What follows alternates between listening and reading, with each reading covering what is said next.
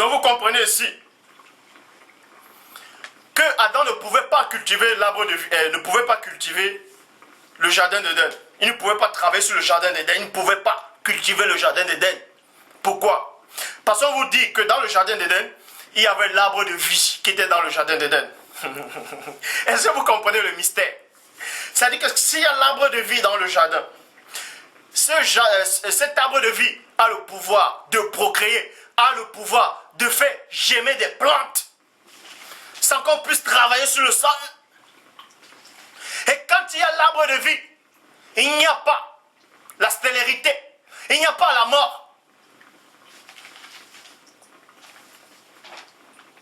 Parce que l'arbre de vie n'a pas, c'est-à-dire le sol n'a pas besoin d'être travaillé. Le sol a le pouvoir de faire germer des plantes. Tout à l'heure, on vous a montré qu'une vapeur est sortie de la terre et a arrosé toute la surface du sol.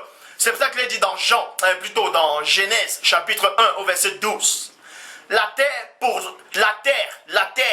produisit de la verdure, virgule, dans la terre.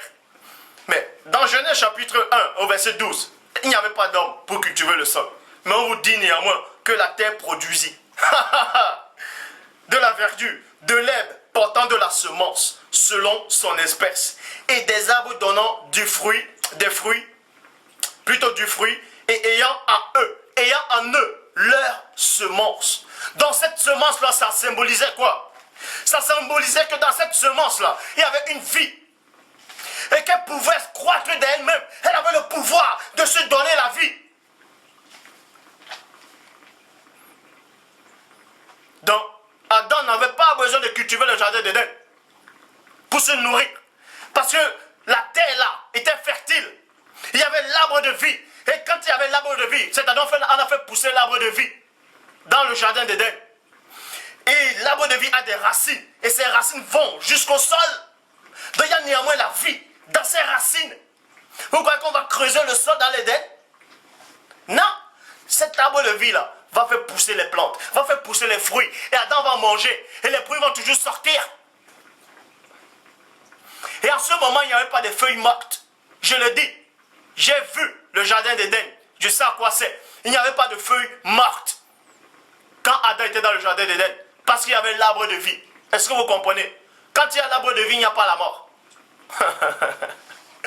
Je vous ai dit, l'enseignement d'aujourd'hui va être puissant. Donc on vous dit ici dans Genèse chapitre 1 au verset 12, la terre produisit de la verdure, de l'herbe portant de la semence selon son espèce, et des arbres portant du fruit, et ayant en eux leur semence selon les espèces. Point. Et Dieu vit que cela était bon. Vous voyez? Maintenant, dans Apocalypse chapitre 22 au verset 2, dit, au milieu de la place de la ville et sur les deux bords du fleuve, il y avait l'arbre de vie. Il y avait l'arbre de vie, virgule, produisant 12 fois des fruits. 12 fois des fruits. Donc, on vous apprend ici que l'arbre de vie,